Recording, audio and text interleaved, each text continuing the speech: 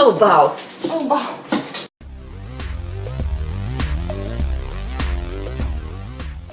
Hey, it's Megan And Sue, the Spine Breakers. and today we are going to do a FuckAthon TBR. And no, we're not doing a tantric porno.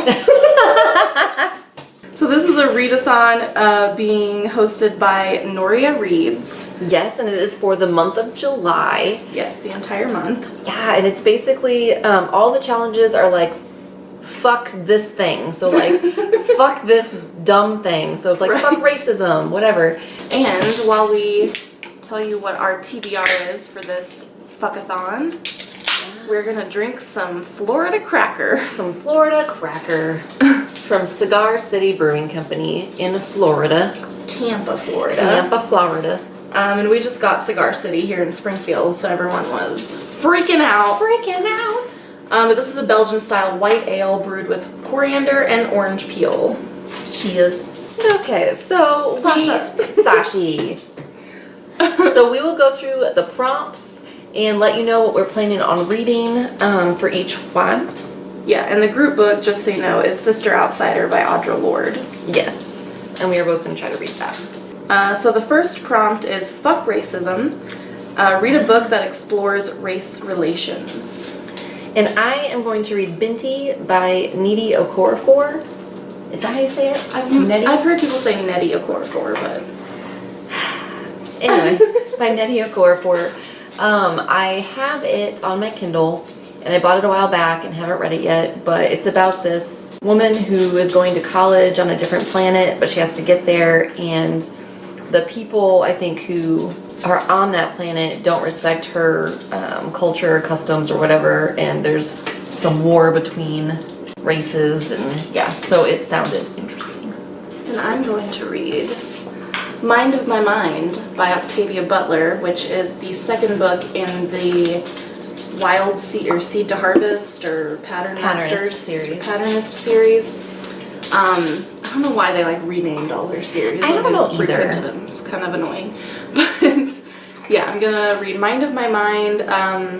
What is that one? I think that's like they have this established like group of people who all have like special abilities. They're all telepaths, and they can link their minds telepathically. Okay. Yeah. And then some other stuff happens, I don't know. Yeah, it's... But I'm currently reading Wild Seed, so I should have that done before the end of the month, hopefully. Okay, so the next prompt is Fuck the Patriarchy. Read a book that challenges patriarchal norms and behavior. Sasha, she's just insisting on being the star of this video. She's like, I can't get up in your lap, but I can be a part of this. She's like, fuck all of you. Fuck all of you. Is there a prompt for that? Is there a prompt for fuck y'all? Because fuck y'all. The book I chose for this is Red Clocks by Lenny Zumas. Yes. So this is a dystopian set in a world where, in a future America where abortion is illegal, and so is like in vitro fertilization and anything that's like unnatural. Unnatural. Unnatural. It's supposed to be very feminist. Tis. So, Tis. yeah. And I am going to read Vox by Christina Dalker. Again, sorry about you, no idea.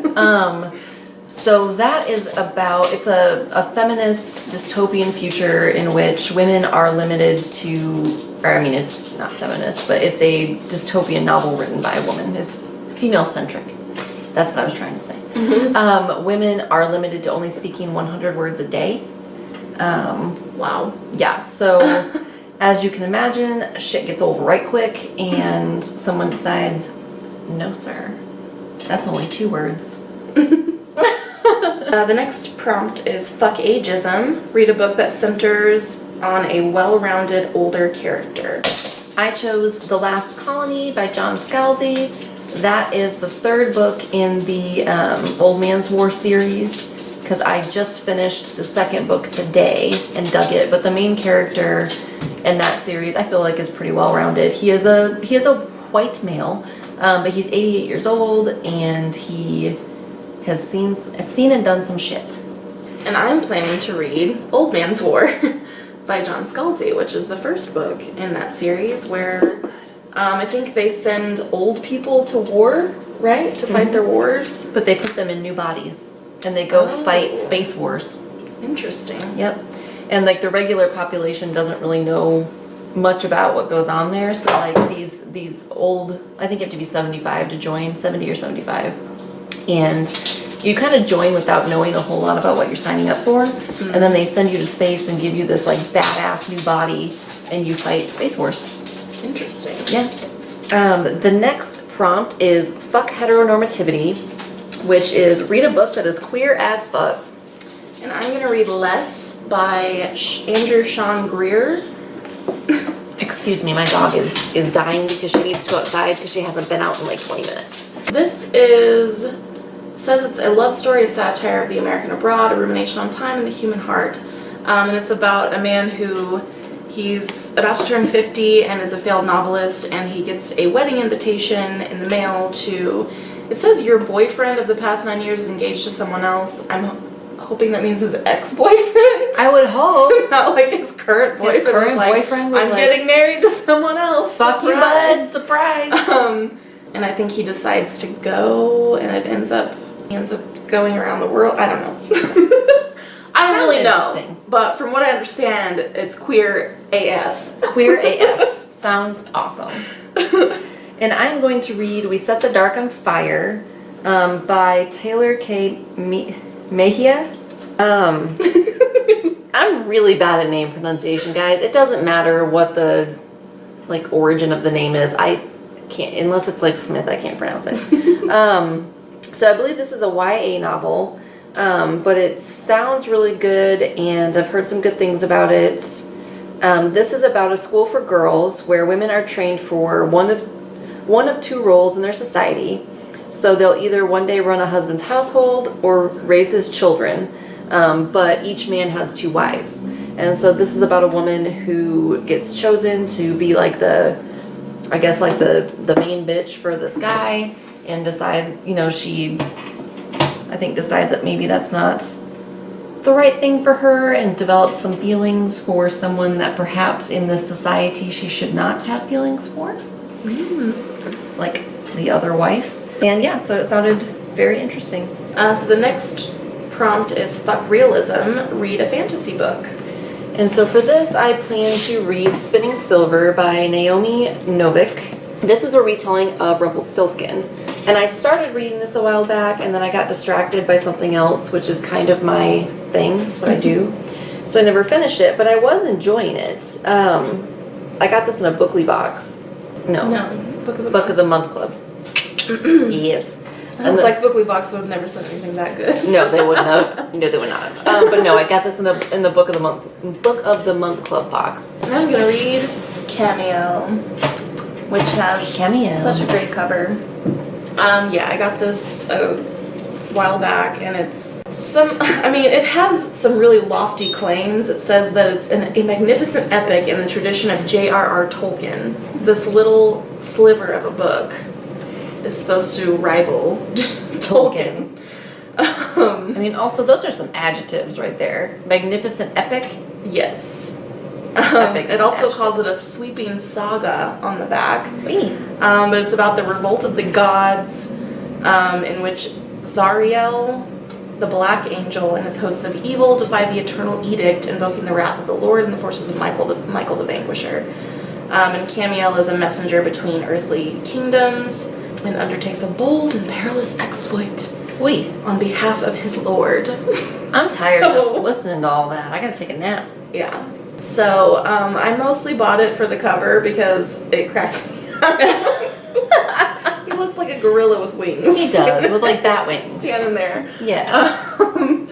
Yeah, but I thought, hey, it's short, so even if it sucks, then maybe Fuck it, maybe it'll be good.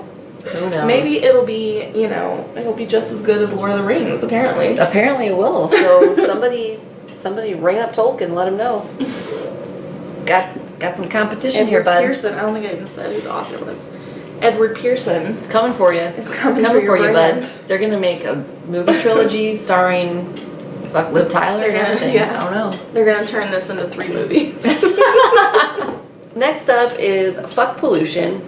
Read literature that talks about pollution or climate change. So I went with a nonfiction book that I'm gonna have to look up real quick because Hang tight. I don't remember the author. So I'm planning to read The Uninhabitable Earth, Life After Warming by David Wallace Wells, which is a nonfiction book about what the Earth will be like after global warming. So it sounds Terrifying. like a, uplifting, fun read. Sounds like that would But make me hyperventilate. So I'm probably going to listen to it on audio. And I'm going to read American War by Omar El-Akkad. This is about a second American Civil War, a devastating plague, and a family that asks what might happen if America were to turn its most devastating policies and deadly weapons upon itself. So there's a lot going on in this, but from what I understand, it also has to do with how the climate in the United States has changed. So I think there's been a lot of crop death. Louisiana is mostly underwater at this point. So I think climate change does play a fairly pivotal role in this story. So it's been on my TBR for a minute and I just haven't had a chance to read it, but I purchased it today and I'm excited about it. Sounds like an uplifting, fun little read. So the next prompt is Fuck Abuse. Read a book that focuses on any form of abuse. I chose The Silence of the Girls by Pat Barker. This is another book that I got in a Book of the Month Club box. And this is an interesting retelling of the legend of the Iliad, but it's as experienced by the captured women during the war. And so these women are enslaved and they're concubines, and so there's a lot of different types of abuse going on here, and I just thought it sounded like a very interesting perspective. I chose Bastard Out of Carolina by Dorothy Allison. This is about a girl growing up in a very abusive family. Her stepfather in particular abuses her a lot, and I think it's going to be devastating, so I can't wait. Ooh. So the next prompt is Fuck Classism. Read a book that explores class stratification and the role it plays in a character's life. I hope this counts. I'm gonna do Never Let Me Go by Kazuo Ishiguro. And this is about some kids that grow up, or they're raised in some sort of boarding school and told that they're special, and then it comes back to them years later. And I don't really know that much about it. I don't really want to know, because from what I know, Megan's already read it. She said you kind of want to go into it not knowing a whole lot. But Megan said that it would probably count for classism. If not, I think some of these other books would probably also count for that prompt. Yeah, So. I think it'll count, just given the nature of... See, I don't want to say anything about it, because you really have to just read it, and it will ruin you. So... Can't wait. Yeah, have fun with that one. And I'm going to read Pattern Master by the Queen herself, Miss Octavia Butler. That's the last book in the Patternist series, but I think chronologically it happens first. So there are the Patternists who... I thought they were in here chronologically. I don't think that they are, because I think it was written, or maybe it comes forth but was written first. Yeah. Something like that. Yeah, because they're published chronologically in this here, but they're not. That's what it is. They're not They're not in publication order. Yeah, no, because this was her first novel, is what it was. Was this one or was Survivor?